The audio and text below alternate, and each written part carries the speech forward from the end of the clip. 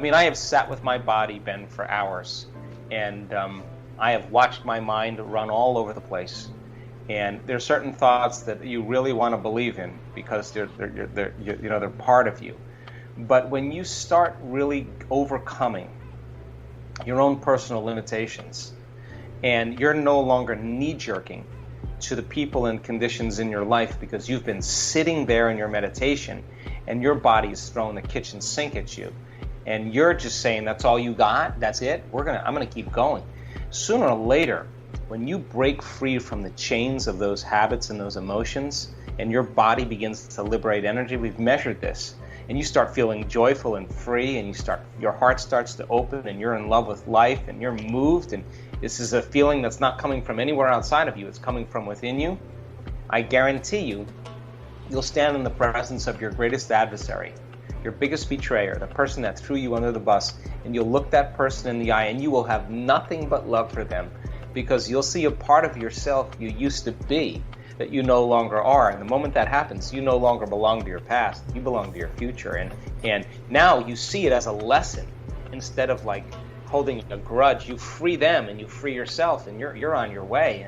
And that's called evolution. We only complain about our life when it's not working. Nobody complains about their life when they're joyful.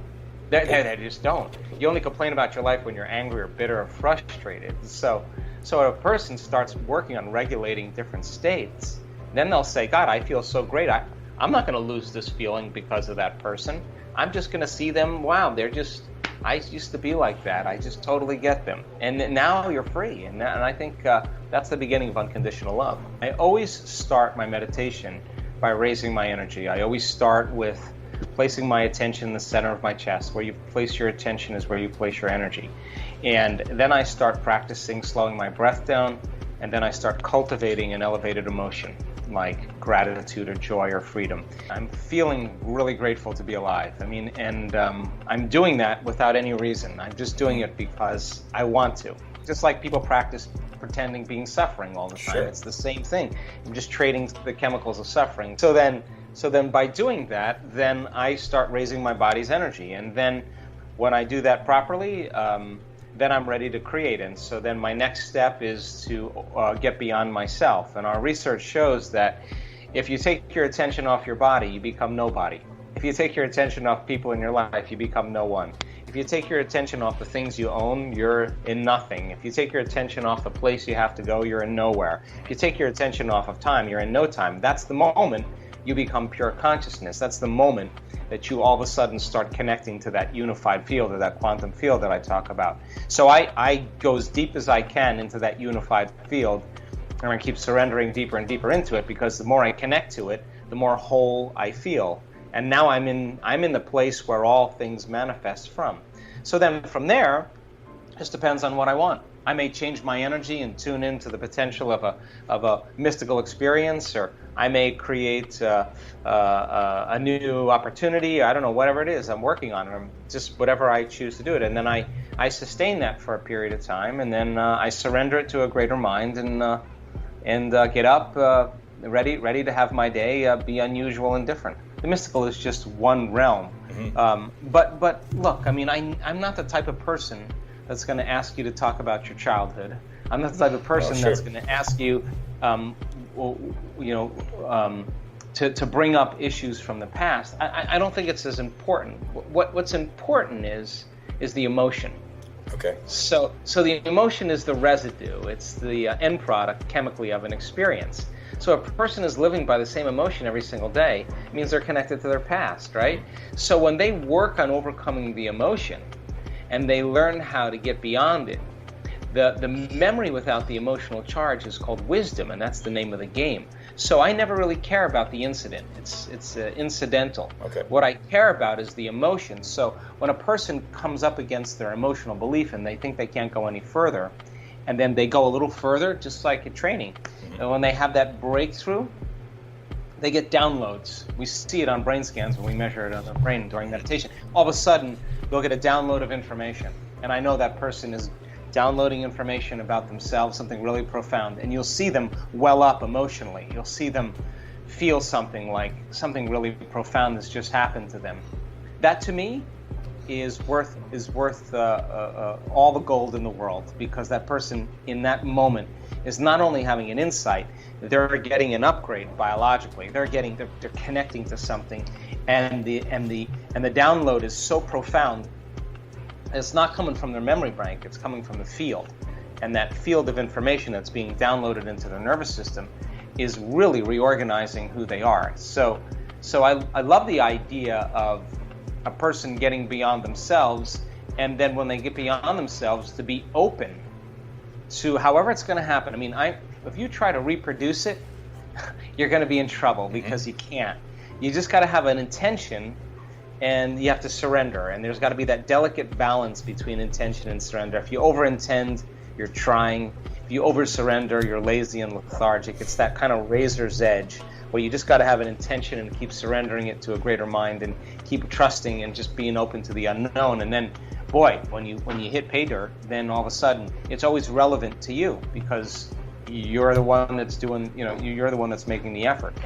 And that's when it transcends psychotherapy, it transcends pharmaceuticals. Your nervous system is the best pharmacist in the world anyway. All of a sudden you start feeling amazing, and then all of a sudden you look back at your past and you say, I don't want to change anything.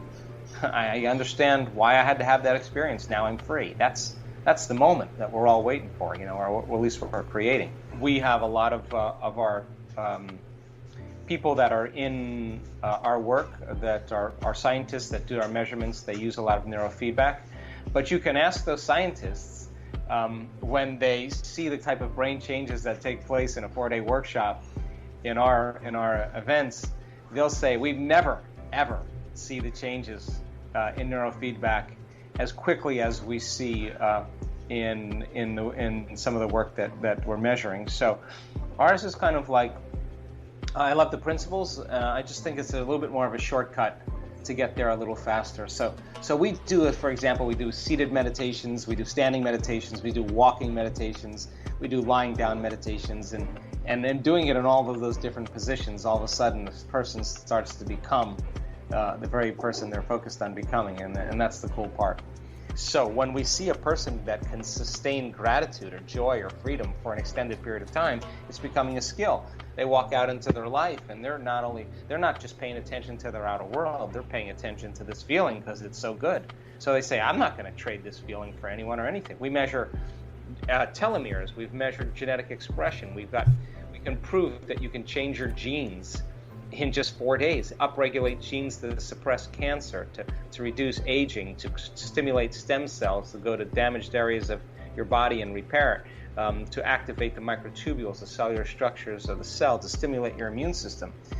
We were able to do that in 4 days, turn on new genes, to measure the immune system responses, neurotransmitters, energy in the room, energy around people's bodies, because all of this information shows people how powerful they really are. And that's kind of why I wrote Becoming Supernatural, because common people are doing the uncommon, and the measurements are off the chart, and everybody's starting to figure this out, and now people are becoming less reliant on things outside of them and more trusting of the resources that they have within them. I don't have a problem with you putting your attention on your body. I think you should.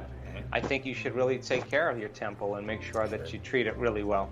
But there's a time when you have to get beyond it, and if you can't get beyond it, then that's your identity. So I think that people come to this work for many different reasons. Some people come for health conditions or diseases. People come because they want a new life. People come because they want answers.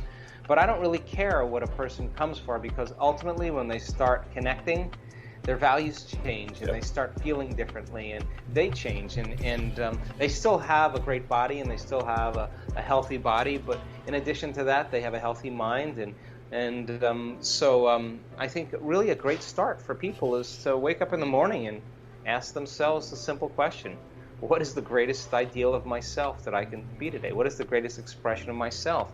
And really sit down and decide who they want to be when they open their eyes. And just the act of closing your eyes and thinking about it and making choices differently than you typically do, and rehearsing them and actually follow through and doing them is going to lead you to a whole new life over time. So it's not that mystical, because the mystical is the side effect. It's the phenomenon of this work. The real thing is to have a more profoundly enriched life where you're in it and you love it and you want more of it. That's what I want for everybody. And for some people it may be the mystical. For some people it may be $1 million or $10 million. I don't care. I just want them to create it. Right. Just whatever you want, just get busy creating it and prove to yourself really how powerful you are. And we got a lot of people doing it. I hope you enjoyed this amazing speech by Joe Dispenza. We'll continue with our daily challenge. Can you complete the inspiring quote and give us the right answer? If you can do it first, you're the daily winner. Many of you knew the right answer the last time, so congratulations to everyone with the correct answer. We are looking for 2 words, and the quote was Joe Dispenza's and goes like this. We don't perceive things the way they are, we perceive things the way. The correct answer was we are. So, we don't perceive things the way they are, we perceive things the way we are. Today we also have the quote that belongs to Joe Dispenza, and it goes like this. Whenever you say I am anything, you're commanding your mind and your body towards. So we are looking for 2 words, and I'm sure you will know the right answer. Write your answer in the comments below the video. Even if you are not sure, try and guess. You might be the winner of this challenge. If you love this video and find it helpful, give your thumbs up and share it with your friends. Help me make this video more popular. Don't forget to subscribe and hit the bell button so you don't miss my new videos and new challenges. So hit the bell button and you'll get notification when new video is published. If you really like what we do here and want to support us, you can join our channel and our community for a symbolic fee and gain many other additional features. You can do that by clicking the join button next to the subscribe button, or you can click on the link in the description of this video. Stay good and have a great day!